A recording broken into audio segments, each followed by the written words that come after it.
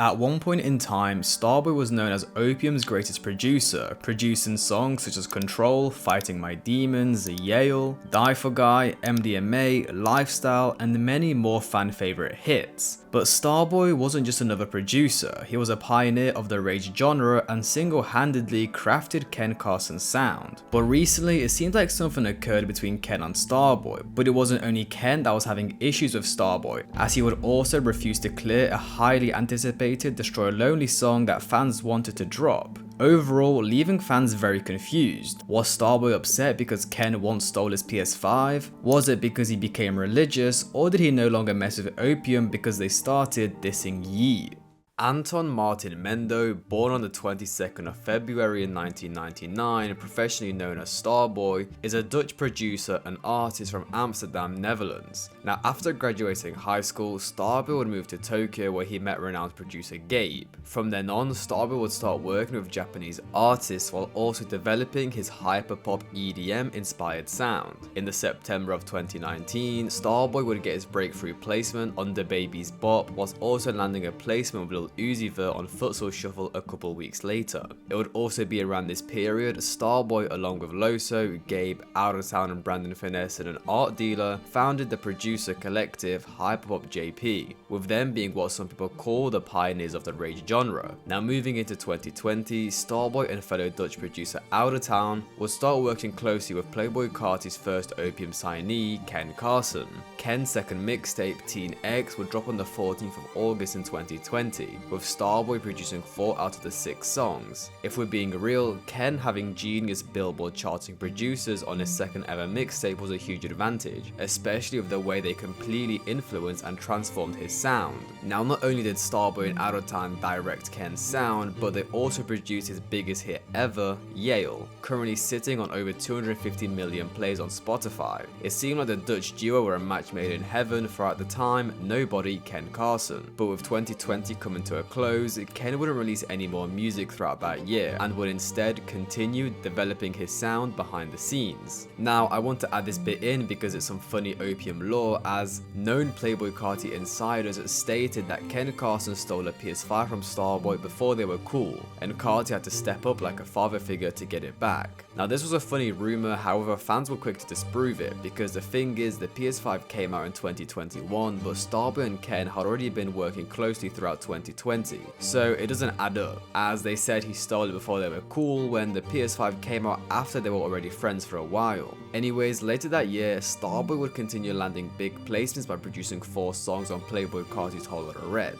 Moving into 2021, Starboy continued working closely with Ken Carson, producing on the Teen X Deluxe and also producing many fan favorites on Ken Carson's debut albums such as Run Plus Ran and Rock and Roll. Now, I don't want to bore you by just sitting here and listing when Starboy worked with Opium, but if you are interested, then you can watch my Starboy documentary I dropped around a year ago. But to put it simply, Starboy was working with everyone in Opium: Carti, Ken, Lone and Homicide Gang. And of course, everything seemed to be going great, all their numbers were going up and they were all growing bigger and bigger. Now, fans first noticed an issue between Ken and Starboy after the release of A Great Chaos. Now, this project had immense success, with Starboy producing the majority of the album, but the thing is, Starboy himself did not speak about the album or promote it once. You know, usually after a producer lands a placement on a big project, they usually make an Instagram post about it, maybe a tweet or some sort of announcement. But from reading fans' posts on Reddit, it seems like Starboy didn't say a word about the release of A Great Chaos. Ken and Starboy stopped working after AGC first dropped, since he had credits on it but didn't promote the album at all. Is there beef between Starboy and Ken? At first it was the unfollow and Starboy not posting anything about AGC after it dropped. Were Starboy and Ken ever following each other on IG? Because I swear they were.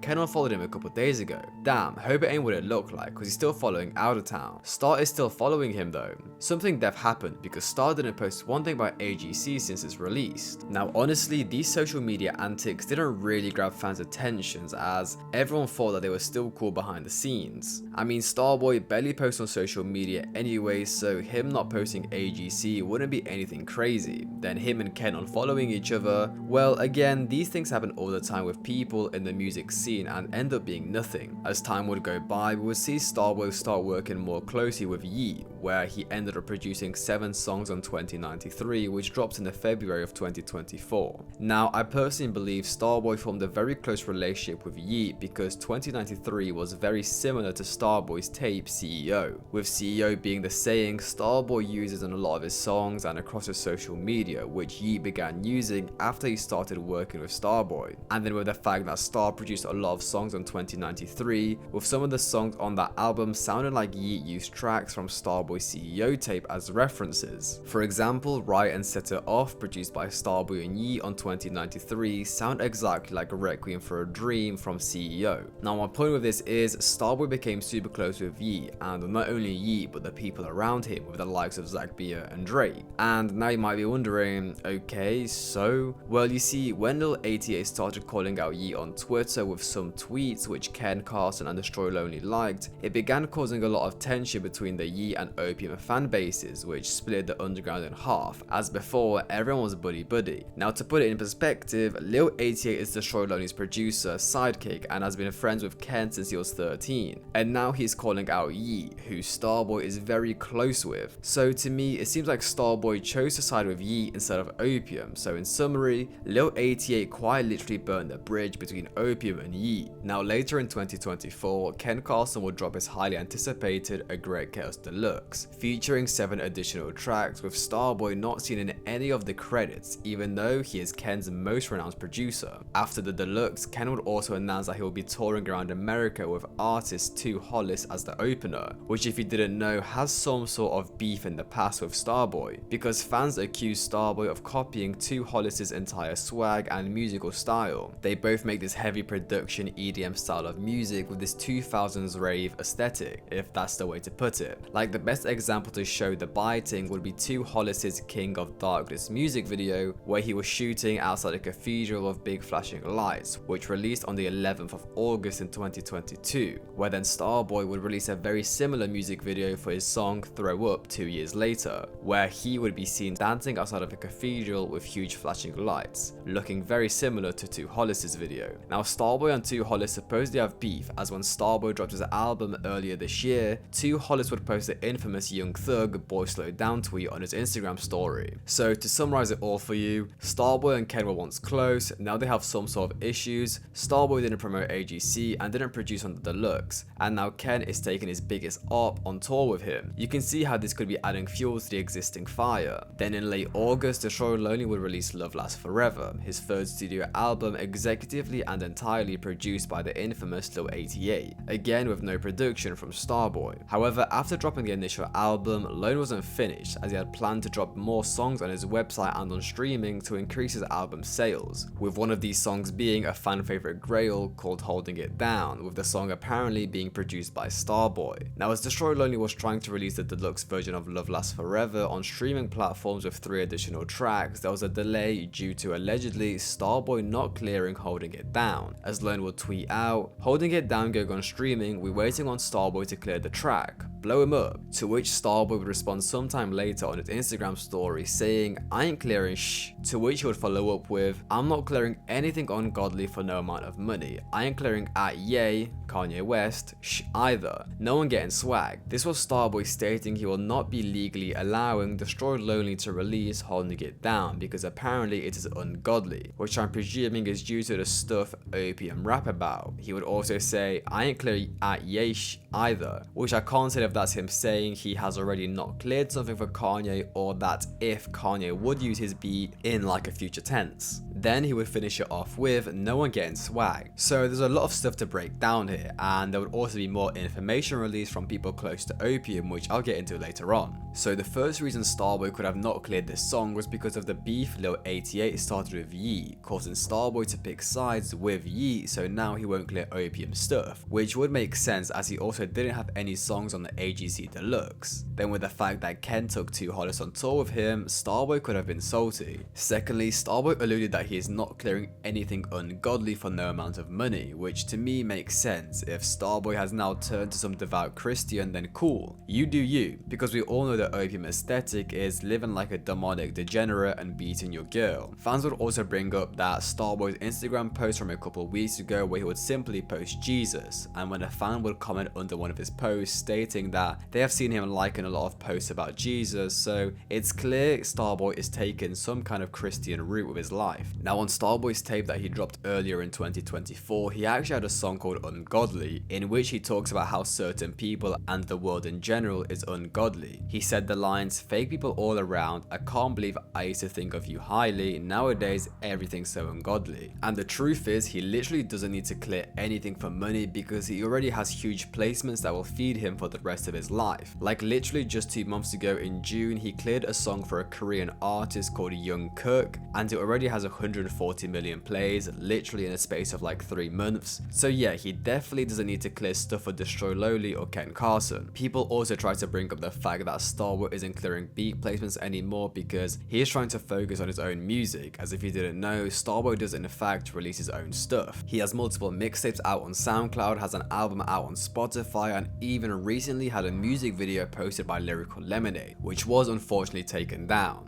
Nevertheless, yeah, people are trying to say he's just focusing on his own music, which I don't really think is true. He cleared stuff for Yee, Dom Corleo, and Young Cook in 2024, so it definitely seems like it's something more personal with the Opium dudes. Now, fans had mixed responses to the situation. It's really a shame he won't clear for anyone in Opium because he was definitely the best producer on A Great Chaos hands down. Me and My Cup is unbelievable, which is definitely true. Starboy is probably one of the most talented producers of this new generation, and he quite literally, alongside with Out of Town, crafted Ken Carson's sound. Now on the other hand, fans were quite upset Starboy wouldn't clear it. Actual effing loser. 2 Hollis clone refuses to clear highly anticipated Destroy Lonely song. Now even though a lot of fans were hating and upset at Starboy, a lot of them did defend him and understood the fact he doesn't owe them anything and doesn't have to clear it. But more information would actually come out about the situation, as a fan on Reddit would speak about how one of Lone's old producers said that Lone turned his back on a lot of his old producers. Okay, so I talked to Farsight a little, Allure, Having My Way, and other Lone songs he produced, and he basically said that Lone completely stopped working with the people he was working with before No Stylist and Influx would kill, kinda turning his back at them.